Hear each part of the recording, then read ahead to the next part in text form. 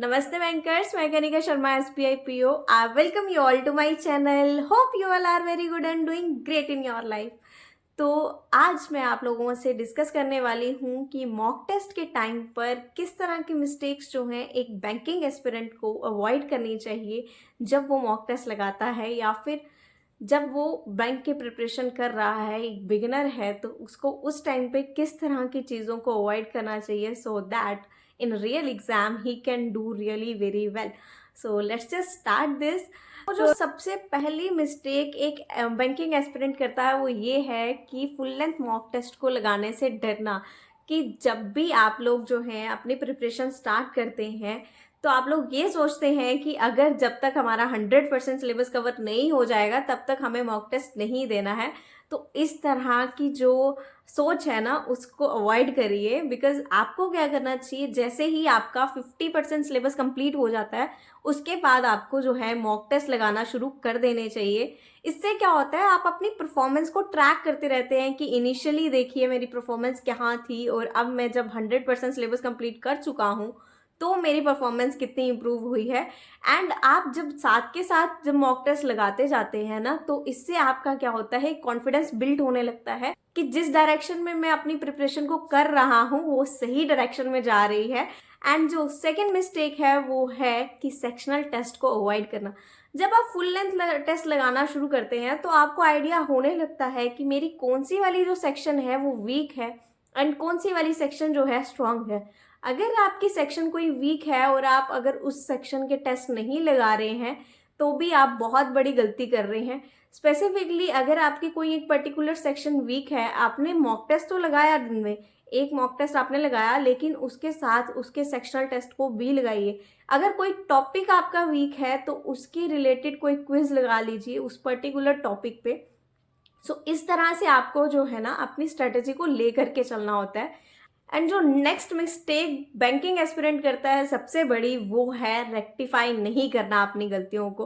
मतलब mock test आप बार बार लगा रहे हैं, सेक्शनल टेस्ट आप बार बार लगा रहे हैं, जिस टॉपिक में आप बार बार जो है गलत कर रहे हैं क्वेश्चंस को, लेकिन आप उस टॉपिक में अपनी चीज़ों को रेक्टिफाई नहीं कर पा रहे हैं तो भी आप बहुत बड़ी गलती कर रहे हैं। सो इस तरह की गलती नहीं करनी है। अगर आप बार बार मॉक टेस्ट लगाने पे आपकी सेम टॉपिक में गलतियां हो रही हैं तो आपको उस टॉपिक को अच्छे से रिवाइज करना चाहिए, उसके बेसिक्स को दोबारा से रिवाइज करना चाहिए कि कहाँ पे जो है मेरा मेथड गलत जा रहा है, जहाँ से मेरी गलतियां बार बार हो रही हैं।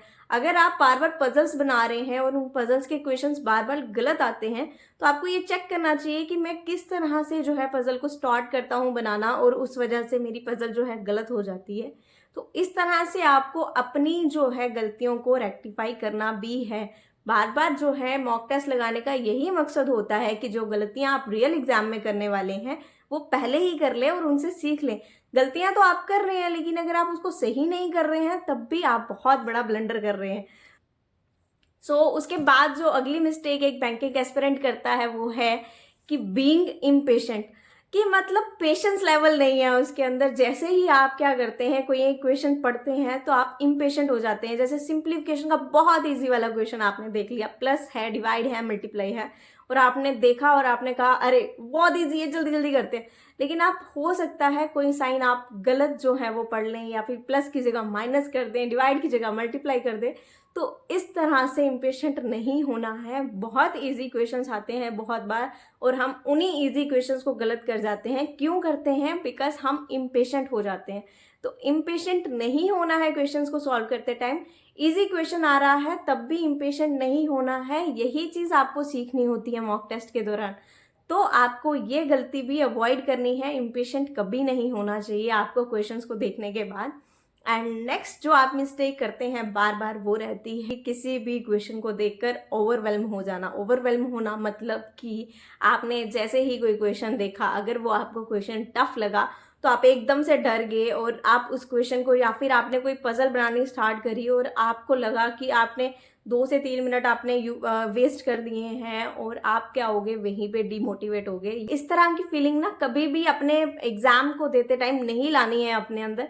किसी भी क्वेश्चन में अगर आप बाय द वे स्टिक हो भी गए, जब आपको रियलाइज़ हुआ कि बहुत ज़्यादा टाइम वेस्ट हो रहा है इस क्वेश्चन पे, उसी टाइम उस क्वेश्चन को छोड़िए और नेक्स्ट क्वेश्चन पे मूव कर जाइए आपको, क्योंकि अपना टाइम वेस्ट नहीं करना है। बहुत टाइम मैटर करता है इस पूरे प्री में।